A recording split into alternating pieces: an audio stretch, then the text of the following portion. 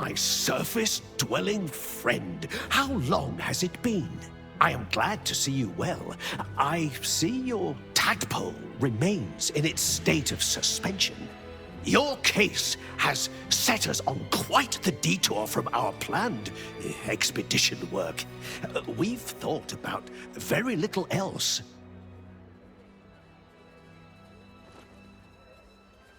In the field seeking further subjects for study, though it has been gone for longer than I anticipated. After observing the nature of your tadpole's stasis, we felt it wise to report back to the Society. Omeluum went out into the city to seek out further undeveloped infections like yours. But I have heard nothing since. I admit, I'm somewhat concerned. We are usually sticklers for updating one another on our progress.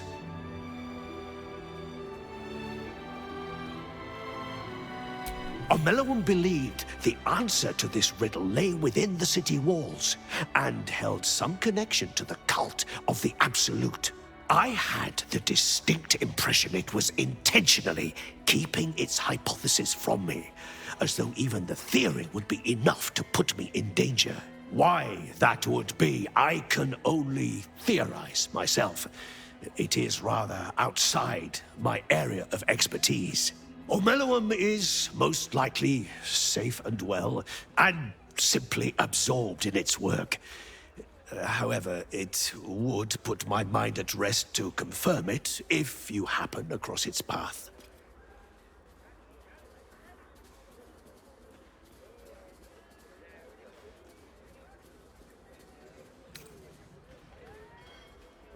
Of course, I should get back to my research.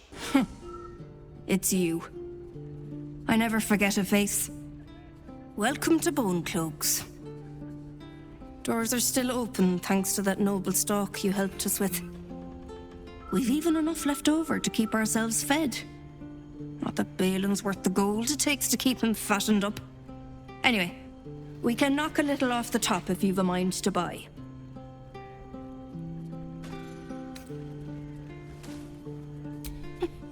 Oh, sure. Cultists on the loose, a murderer hacking people to bits, and big metal freaks stomping hither, thither, and yon.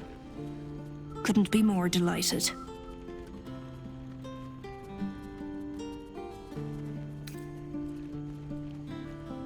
He's wrecking my head, as always. Makes himself useful with a broom from time to time, at least. Let me back in, or bring Lorroakin out here, you tin tube. You tell Lorroakin I went for his goddamn night song, and now he has to pay up. What are you looking at? Shit, it's you. You went looking for the night song after me. Please tell me you found it.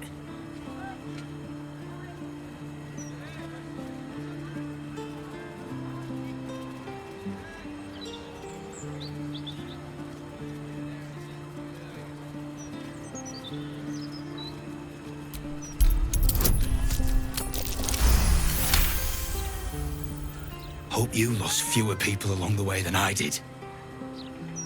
Bloody goblins. Lorroakin should have warned us. Sod it. Enough. Lorroakin and his precious night song just about ruined my life. If you value yours, I'd steer well clear of this place. You! What are you doing here?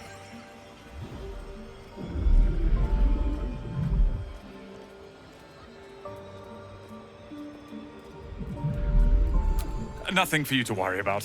His voice catches. Something's wrong here. But never mind that. What can I do for you?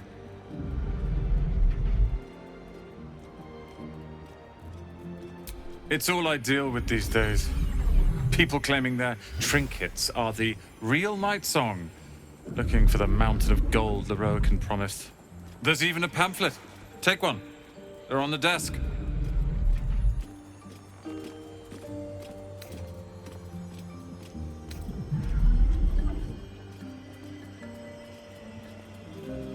Be very sure before you make to visit Lorroakan.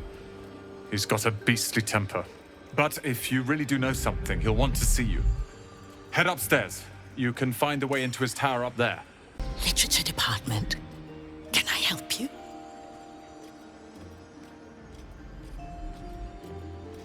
Psst. These books are sensitive. They prefer an environment of quiet reverence.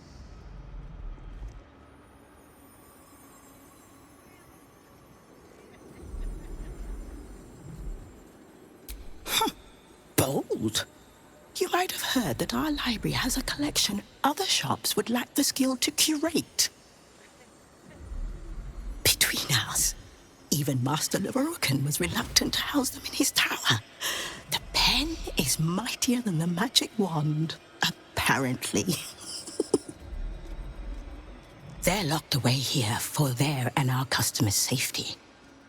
Our finest reserve includes the Tharkiat Codex, the Annals of Karsus and Netherese Folly, Sites of the Seelie, and the Curriculum of Strategy.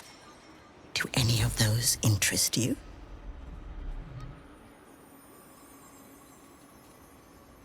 It is said to be written by Lord Karsus himself, the Netherese arcanist who attempted to replace the goddess Mystra, failed, and was banished for the attempt. Great magical knowledge lies within those pages, but not many can withstand it. That's it. That's what I need. The Annals of Karsus would no doubt have much to say about the crone's true nature. If only you could read them. Buy? Books as temperamental as these are not on sale. They are secured in our vault, where none can harm them, nor can they do any harm. Consider yourself lucky to have learned of such a book's existence, and then forget about it. The Annals of Karsus are best left unread.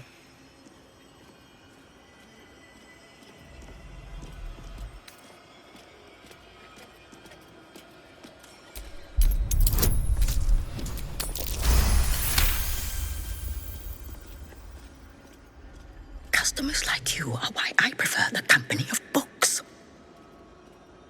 The only way to gain access to the vault is through my office. And before you ask, no, you are not allowed in there either.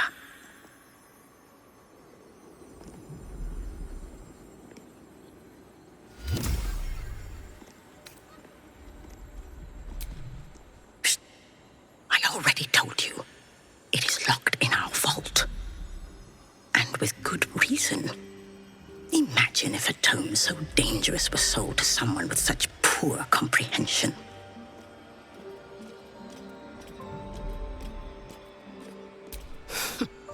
You certainly have. Even simple knowledge of these tomes is enough to stimulate most. Welcome, dear patron, to the floor at the top of the stairs. If you have information about the Night Song, great riches await. If you are here to waste the great wizard Lorroakan's time, reconsider. Let your knowledge determine your path forward.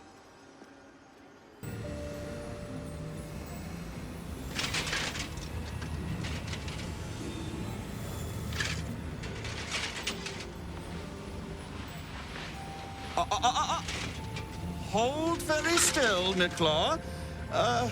Craig's aim is much improved, but still leaves something up to chance. Yes, sir. All right, Craig. Ready? Aim.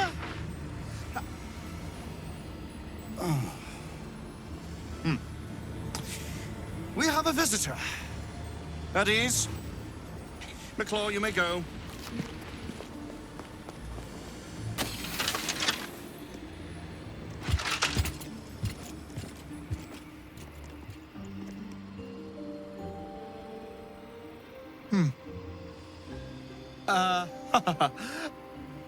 I see no night song. Surely you wouldn't have entered my tower without the night song in hand? Surely you wouldn't have wasted my time?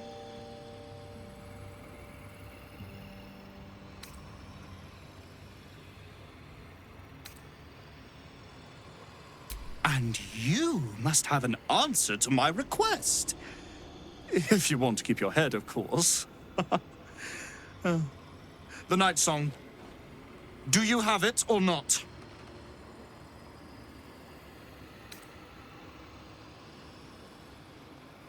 She?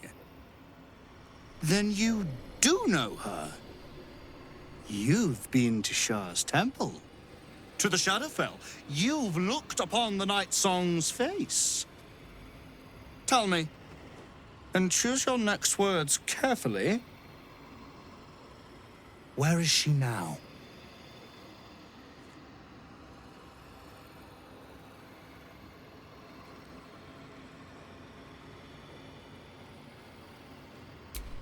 I'm growing tired of this repartee, my friend.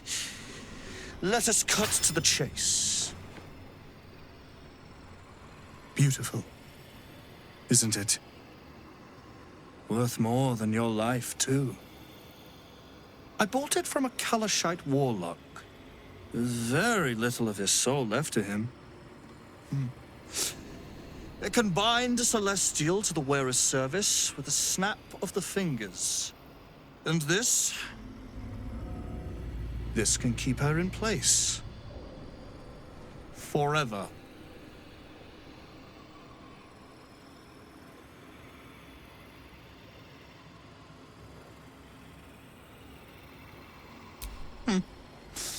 We shall see, won't we?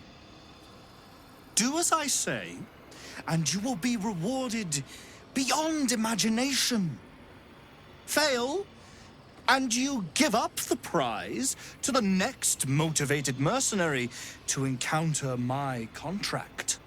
The choice is yours, but make no mistake, I always get what I want. Mother's milk, your visage speaks of ill tidings. Speak, ally mine. What troubles you?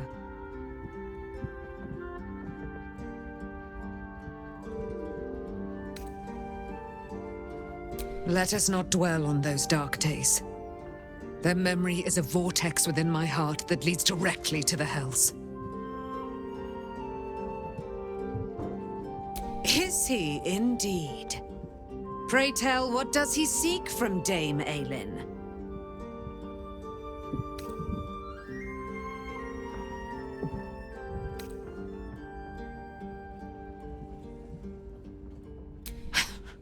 Magicians and their machinations.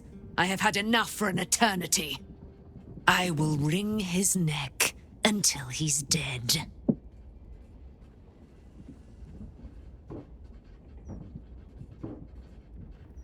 Oh, his end will be one more strand in the great braid of our friendship. I'm coming with you. I'd like to get a few licks in myself. My darling, we agreed you'd scout for the nearest Selûnite enclave this very night. Let us divide our efforts, all the sooner to be reunited. I won't let you go alone. Who knows what this wizard might have planned? Our closest ally will accompany me, won't you? It will be a swift and fruitful chore. Hie we to the Slaroakan right away. I am as eager to meet him as he is to ensnare me.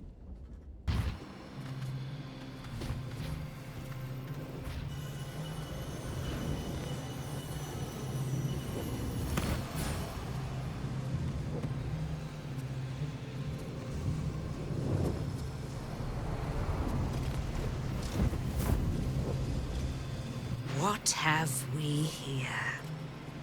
A magician in a tower, hiding away from the frightening world. What are you so scared of, Magus? Not the night song, surely? Why, she's nothing but a relic to be purchased and pursued. My God. The night song is a person. At last. There you are, my dear. You will address me with due deference. I am Dame Aelin. And you are a whelp without honor, without pride, with nothing but a tower full of trinkets. Oh, my apologies, Dame Aelin. I meant no disrespect. I asked our mutual friend here to make an introduction, that I might get to meet the famed daughter of Selûne. Forgive me for that impudence. Perhaps our friend can bridge the gap and do what I believe they came here to do?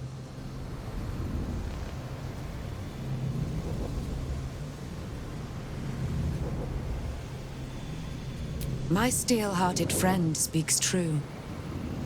Give me one good reason, Magus, why I should not strike you down where you stand. Dame Aelin, I have discovered a device that would allow your immortality to be shared. It would cause you no harm, no pain of any kind. You serve your mother Selûne, I believe. She who has blessed our realm with so many gifts. Honor her by sharing yours. You dare to threaten me with the same magic that held me in torment for 100 years? You do not seek to share my gifts. You seek to poach them. I had hoped to appeal to your better nature. Perhaps I overestimated you. No bother. I have an arsenal of implements capable of convincing you to see reason.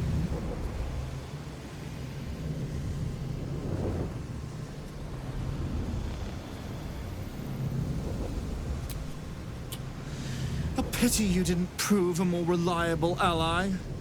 You could have reaped the rewards of my good favor. I'd hoped you to keep an open mind, but it seems you're determined to make this as difficult as possible. Boy, at the ready. Once I've taken control of the Aasimar, she must go directly into the caging runes. No, Master Larian. I would never have assisted you if I knew you planned such horrors. You lied to get the Night Song here. Made us all believe she was nothing but a relic. I have seen what true leadership can accomplish, but never under your tutelage. Watch your tongue, you child. I could make it such that no wizard in the realm will touch you. If they're all like you, I think that sounds like an excellent bargain. Oh, face us, charlatan! We who detest you so! Myrmidons! Imperatum!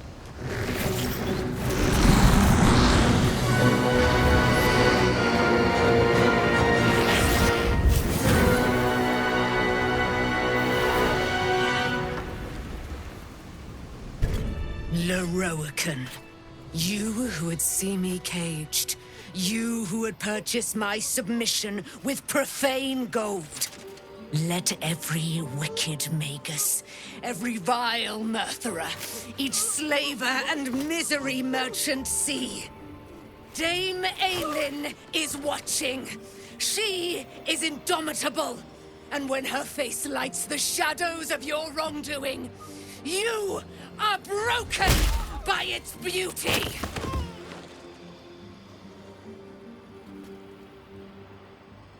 The Firehead Fool is dead. Yet as I stare upon his corpse, I feel sadness. Why?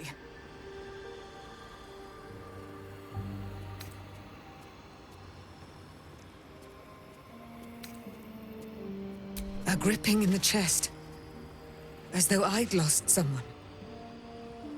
Something. Paladin's fatigue, no doubt. You were excellent in battle, as is your way. And I am proud to fight at your side. And you, tiefling, you did not embarrass yourself.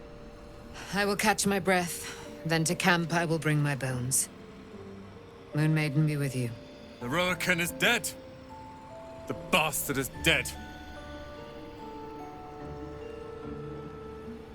I am. Now that the bastard's in bits. Larian was a cruel and vicious man. By day, I'd tend the shop, but at night, he'd fire the most nonsensical questions at me. And for every one I answered wrong, he'd beat me. I could have killed him with my own 2 hands. But I kept thinking it was all a test. It had to be. I thought it was the price I had to pay to become a true wizard. I realize now he was just a sick, sick man.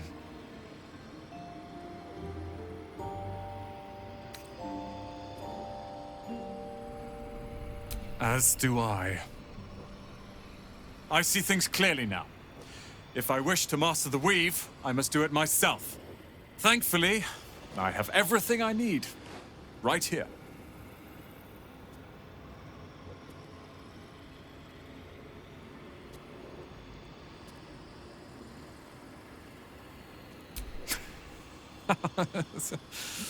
Oh, I like the sound of that. I do indeed. I'll move Cal and Leah in immediately. The Roaken refused to let them stay here. They are gonna love the tower. I wouldn't have this, the tower, my family, without you. What can I do to thank you?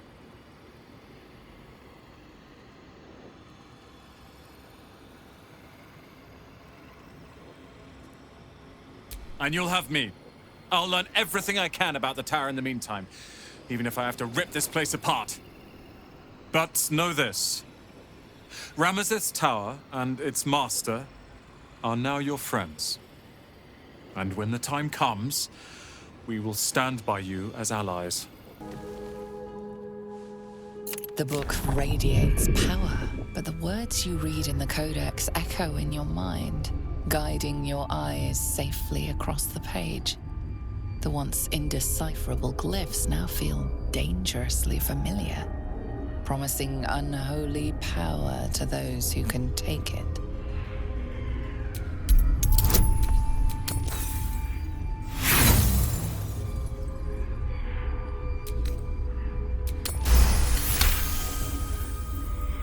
As you pass the strange glyphs, you can feel the book resisting. Ghostly voices whisper at you from the dark, probing and fighting your mind. But your will is iron, and you brush past these shades of the past, devouring every secret the book has to offer. You see now life and death are malleable as clay, to be bent and reshaped by your will, by your power. But as you close the book, a nagging doubt whispers in your mind. What consequences will there be for calling the dead from their rest? The Annals of Karsus. The preamble to a civilization's downfall, committed to parchment by the very hand that wrought its destruction. If the crown atop the Elder Brain was truly forged by Karsus himself, this book will confirm it. All we have to do is turn the page.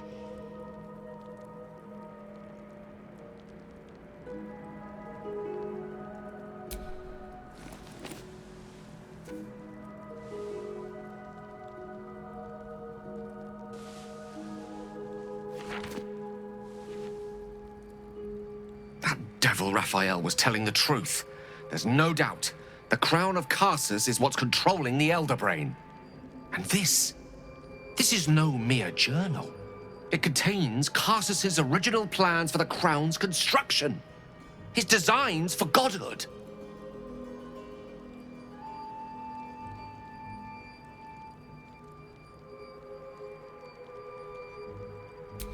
Not exactly. It was what he did with it that sealed his fate, and, for a time, that of magic itself.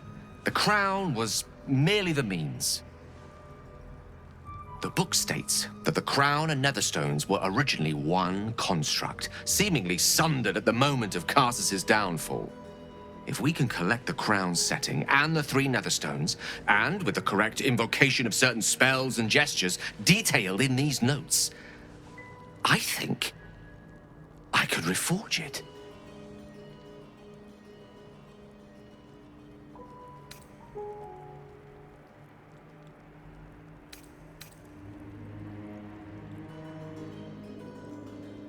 Do not mistake the crown itself for the actions of its wearer, or rather, those controlling its wearer at present. If we could restore its former glory, it would no longer be a mere leash and collar used to subjugate friend or foe. It would be something greater. Something divine. Just think of it. The power of the gods in mortal hands at last would be free of doctrine and dogma, confined only by the limits of our imaginations. We must discuss this further, but quietly, privately. Find me later, and I will show you something truly divine. I will show you what a crown like this could mean for both of us.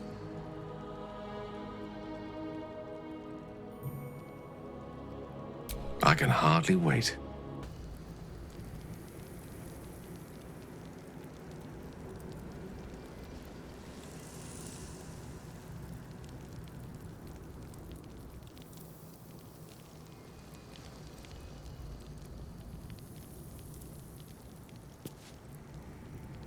I don't think I deserve you at times. I told you of my ambitions, the likes of which many would balk at. And yet you remain at my side.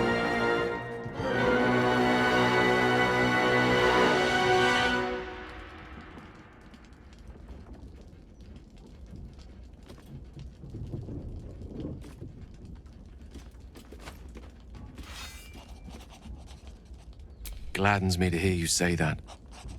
Perhaps I can show you my gratitude another way, by demonstrating exactly what ascension will mean to me. To us. Words alone are not enough. Permit me to show you. Please, close your eyes a moment.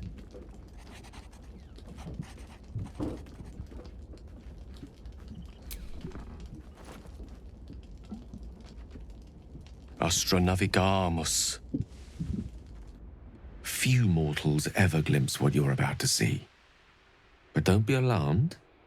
I'm here with you. Now, open your eyes.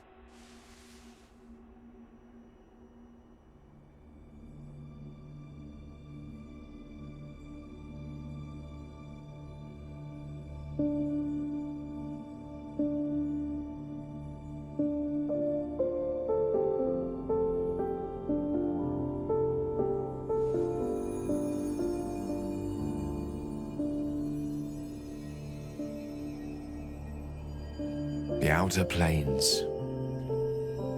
This is where gods dwell. They observe us from afar, where they make playthings of us. They will keep all of this from us. The power, the possibilities. They only want us to serve them, to pray to them, and ultimately to die for them. But what if we didn't need them? What if we wielded their power instead and helped ourselves in all the ways they refuse to? I could make that happen.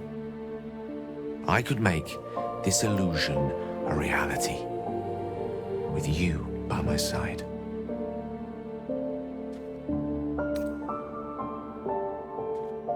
Then have me, but have the best possible version of me.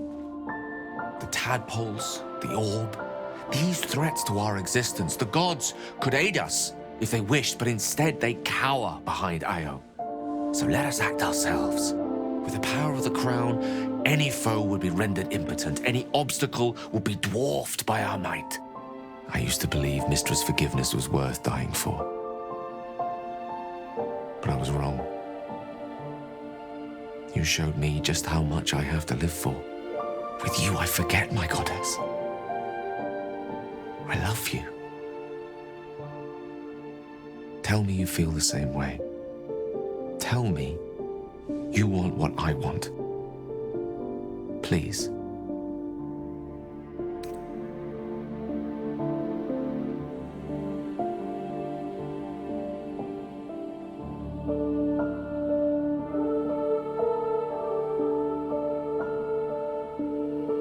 But think what I offer. The vastness of eternity to explore, the weave at our fingertips. You would really prefer me as I am?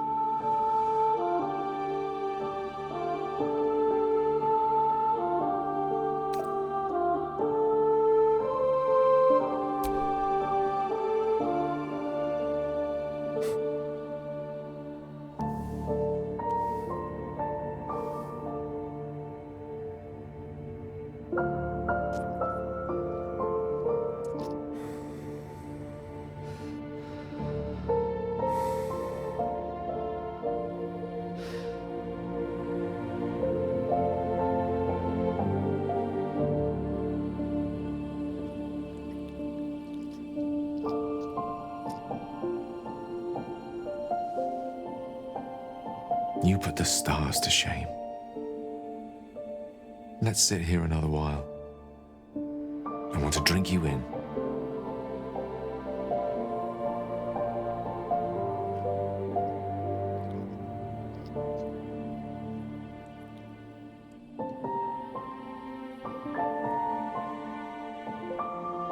Elminster? Oh, hello, my boy. No, don't mind me. I'm just enjoying a lungful of Baldurian air. Yes, a distinctive aroma, though perhaps not one worthy of bottling. I hear you've been browsing in the most esteemed of emporiums, sorcerous sundries. Indulge my curiosity. What wonders did you discover there?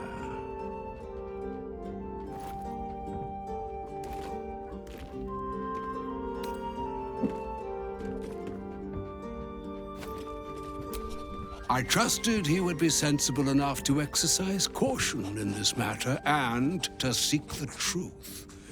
By now, you are aware of the evil we are up against. Karsus' pestilent crown, the very tool with which its eponymous creator unmade an empire and magic itself. Perhaps now you understand what is at stake here, my boy. Though what Mr. asked of you was extreme, it was not without merit, nor demanded lightly. What are you saying? Or rather, what are you not saying? Mistra knows you defied her, Gale. Well, of course she knows. She's Mistra. She bids you come to her holy shrine in the Stormshore Tabernacle. There, she will grant you an audience at last.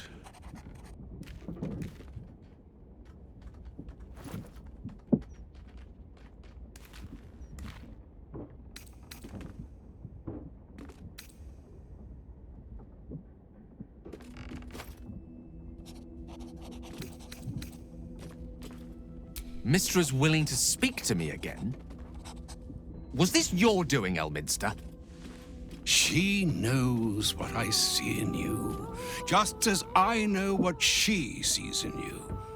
I was not born an old man. I know all too well what it's like to have a goddess fill your heart with longing. Looking at you is like gazing into a mirror that shows centuries long past. The past is the past, Elminster.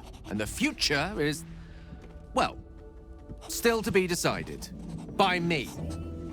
Not by Mistra. If there is another way, I trust you can find it. It is not in your nature or mine to stop looking, to accept the first answer to any dilemma. Do what you can. Put that mind to work. Trust in yourself. Trust in the weave. If you are willing, trust in Mistra. There is a conclusion yet to be written in this sorry tale, Gale of Waterdeep. And yours is the quill that will write it.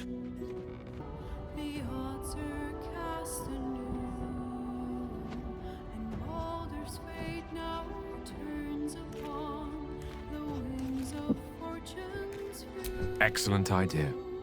I'll be there bright and early tomorrow. I've often asked myself the same question, but never really found a satisfactory answer. You clearly see something in me that I can't. The wisdom and intelligence required to overcome almost insurmountable odds, perhaps? Or the stupidity required to attempt it. I take it as a compliment either way. You don't get to be 13 centuries old without becoming a sound judge of character. And cheese, apparently.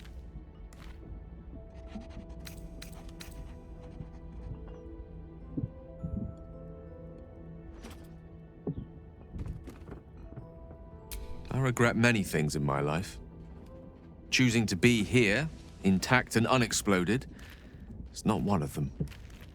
For now, to have a few more days in your company, no. I wouldn't change a thing. Ally mine, we are reunited once more.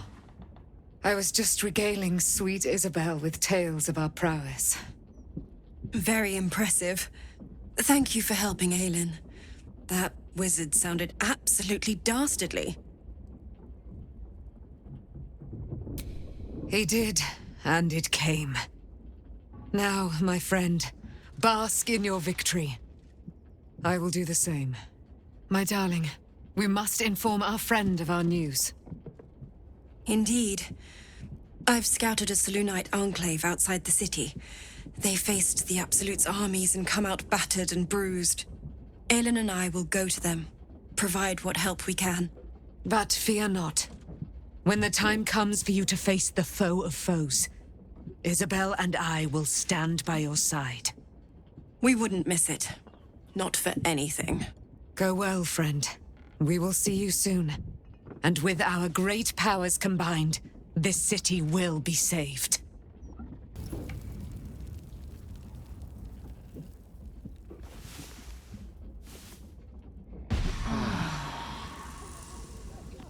So all it took to get Mistra's attention was to learn how to reforge an artifact that once destroyed her. It's obvious when you stop to think about it.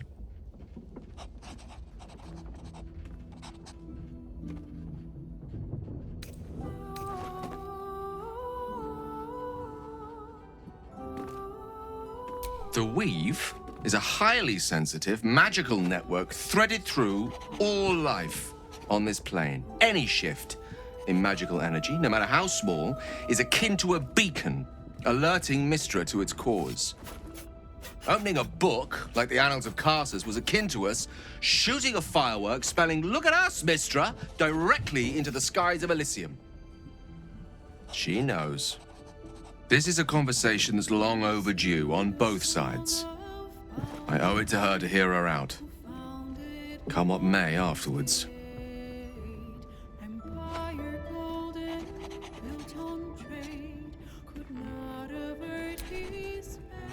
After you, my love. I hope you enjoyed our voyage through the cosmos. I was hoping you might have a moment to talk about it.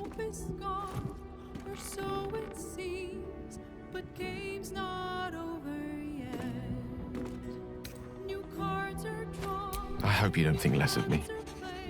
Great ambition should not come at the expense of what you already hold dear. I see that now.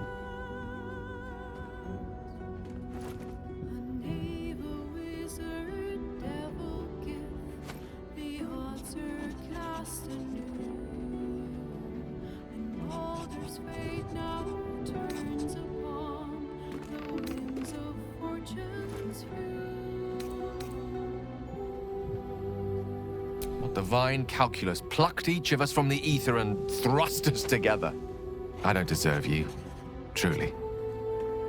But I will do my utmost to earn the right. Was there anything else you wish to discuss?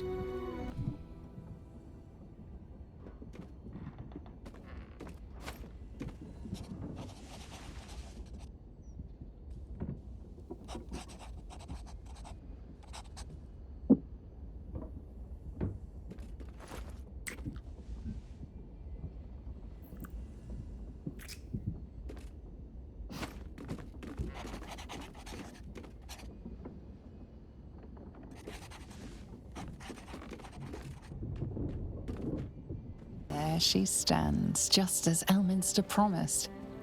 Mystra, goddess of the weave, mother of all magic. The old man wasn't lying. She's opened the summoning channel. Can't you feel it? Gale's right. The very air around the statue crackles with magic, as though the weave itself were coursing beneath her stony skin. A stream of pure, undiluted weave. I only have to reach out, and it will carry me to Mystra, wherever she may be. Go on, my good man. You can't exactly deny a goddess now, can you? Time was, I'd have given my right arm for a chance to speak with Mystra again. The left one, too. Maybe a knee.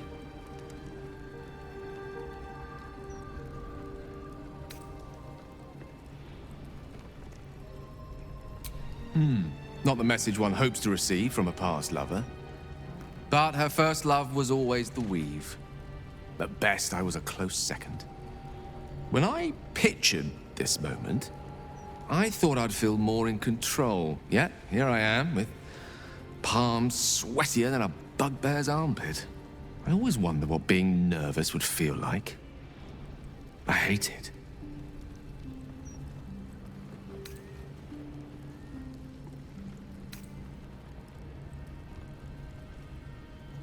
No doubt you yourself have sought Mystra's wisdom from time to time.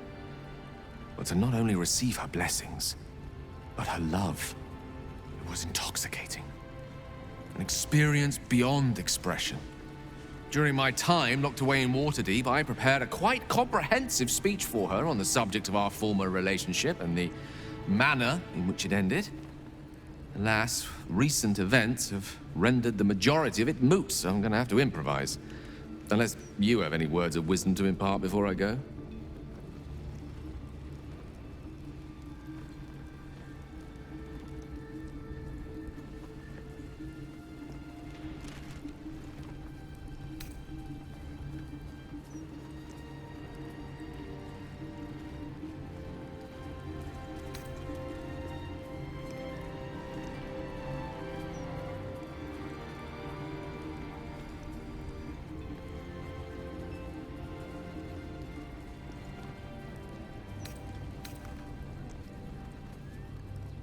The summoning channel Mystra has provided is for me alone. No one else is permitted to enter it, no matter how talented a user of the weave they are.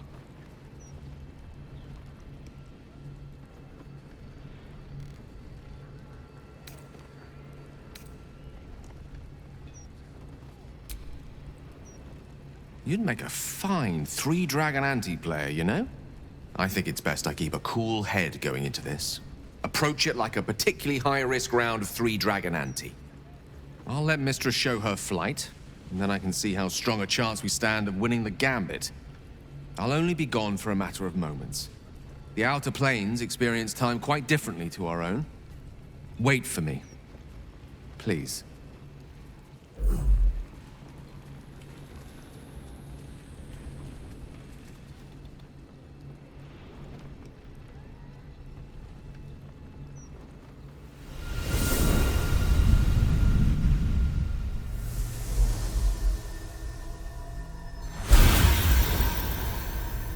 Gale of Waterdeep.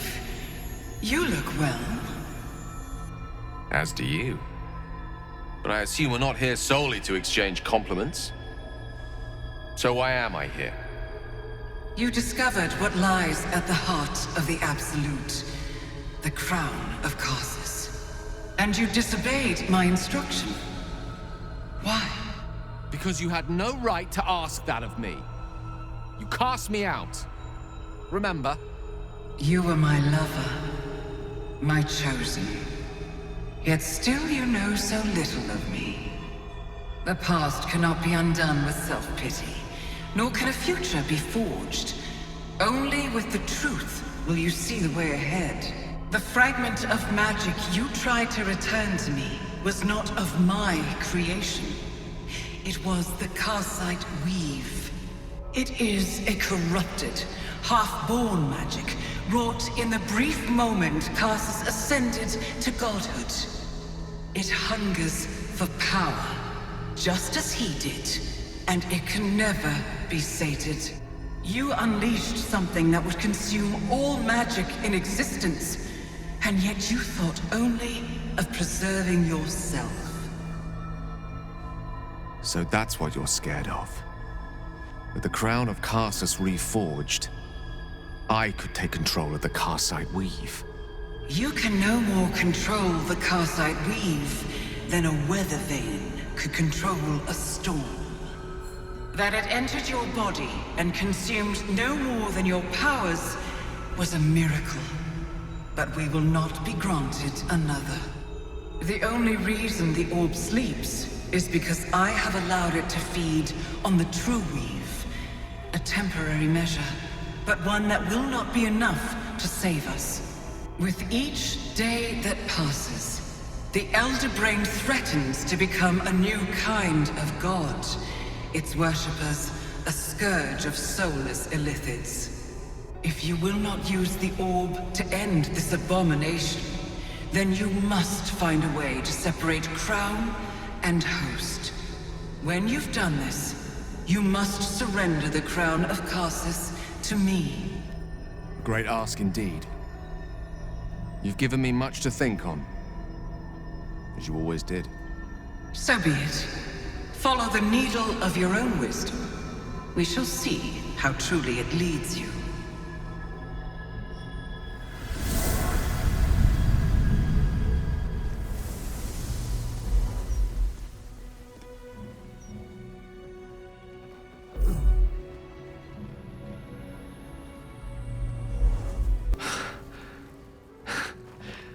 Back on mortal soil once more.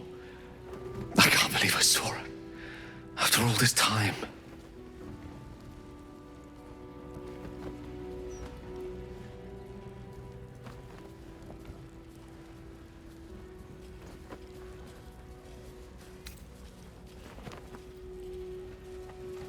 And what you felt was but the slightest drop, drawn from the rushing torrent that is the weave. I confess, without my former prowess, even I struggle to stand her presence. The effects on the mortal body of such unfettered magical exposure cannot be overestimated. She held back in order to protect us, to make sure I heard her. The Karsite Weave, within me this whole time. I knew the orb was no ordinary ball of magic before it to be Karsus's malignant creation. Gods! How did I not see that?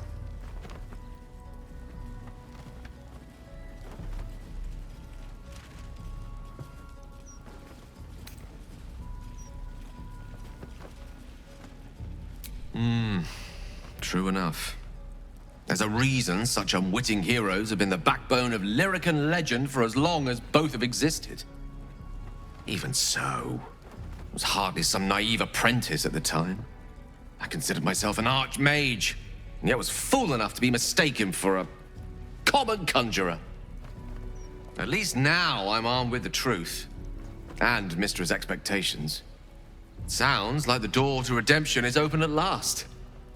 All I have to do is walk through it, carrying the crown of Karsus.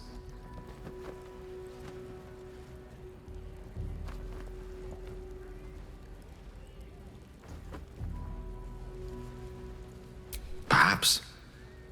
I see few other options open to me. If I ever want to reclaim those parts of myself the orb snatched away. If I ever want to be me again.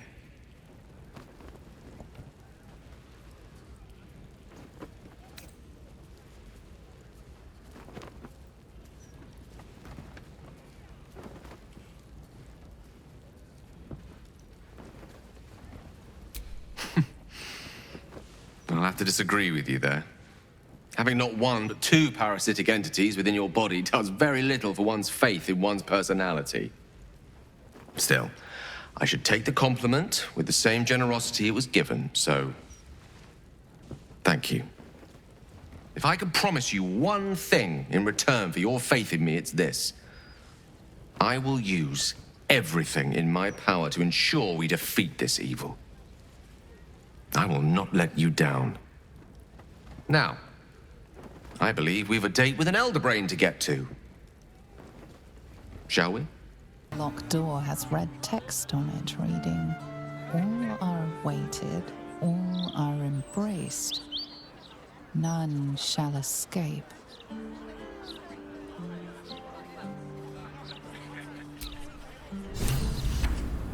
Present me well from gifts thine own, or I shall rend thy flesh from bone.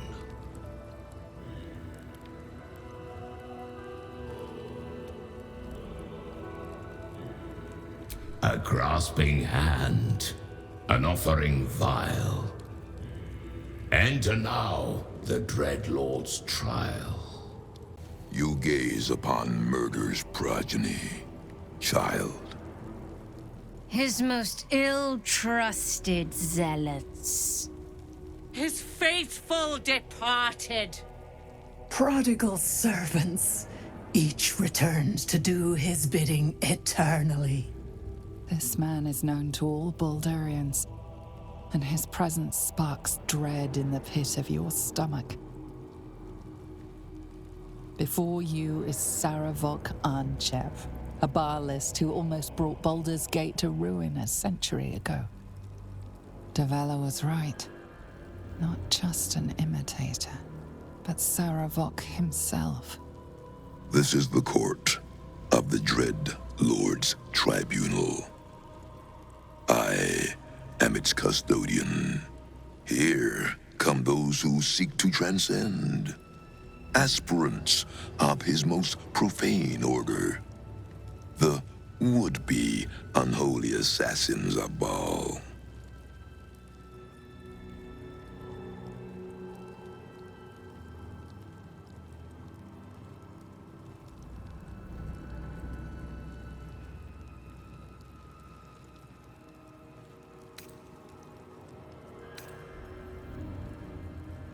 A long while ago, my wretched sibling brought me back. The fairest of Baal spawn soul-bound me to this husk. Worship death though I do, I refused it.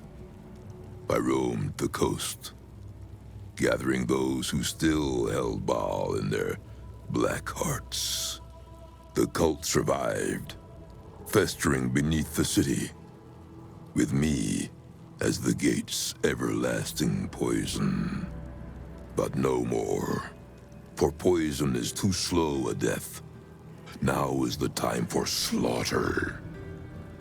With these killings, the glory of the Baalists has risen beyond what we dreamed possible during those dark days. But the worship of my lord is led by another now. My granddaughter, Arin.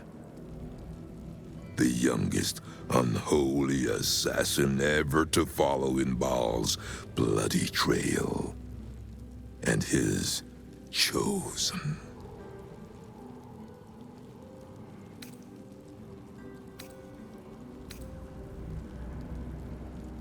My very blood, and by extension, his. Baal has never had a more gifted prodigy. Arin's gifts surpassed even her mother's. Her mother knew this, and she could not bear it. When Arin was but 7 years old, she tried to smother the child as an offering to our Lord. I heard the screams. I ran to help. I feared for the child's life. But the cries were not Arin's. It was her mother's blood that soaked the sheets. Arin had cut off the very hand that tried to end her, and made a plaything of it. And as she toyed with her dead mother's hand, a deep quiver rose up through her throat. The Lord of Murder speaking through the child. "Lay not a finger on this child," he said, "nor let any other, For this child will serve me with unholy ardor. Protect her in my name.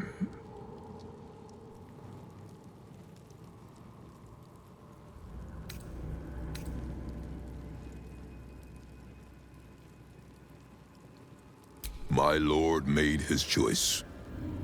I abided by his words. And so it is that Arin now leads his temple and draws aspirants to his creed. But Arin is not the subject of our judgment here today. You wish to become an unholy assassin of Baal. So, approach and be judged.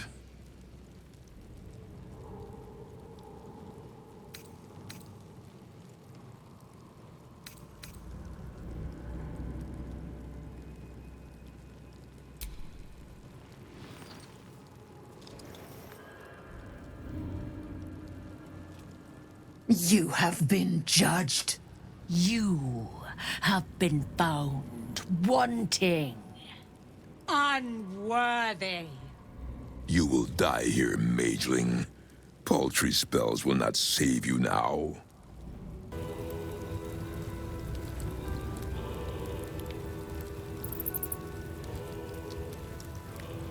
Citizen, thank the gods you're here. My wrinkles are starting to chafe. As an officer of the law, I demand you free me at once. Thanks for freeing me so quickly. No idea what those Baalist Burks had planned with me, but those chains were starting to chafe. Though I do wish you'd figured this all out before I, put the blame for Father Lorgan's murder on that poor refugee. Well, at least it's over now.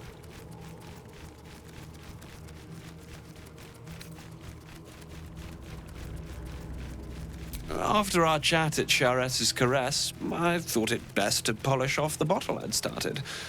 I started coming over all woozy.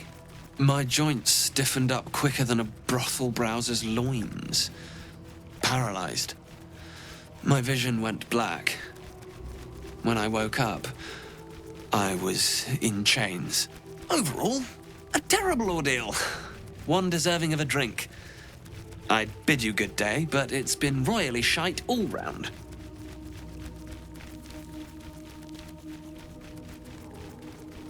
You might not be finished. I am. It's plain to see that I'm well out of my depth here. But you gave these reprobates a proper seeing to. You clearly have what I don't. Courage, insight, heroism. The city needs you. I overheard these pigs talking. There's a Baal temple deep within the old Undercity that the cult is using. A century ago, it was destroyed by a group of heroic sorts. Let's hope history repeats itself, eh?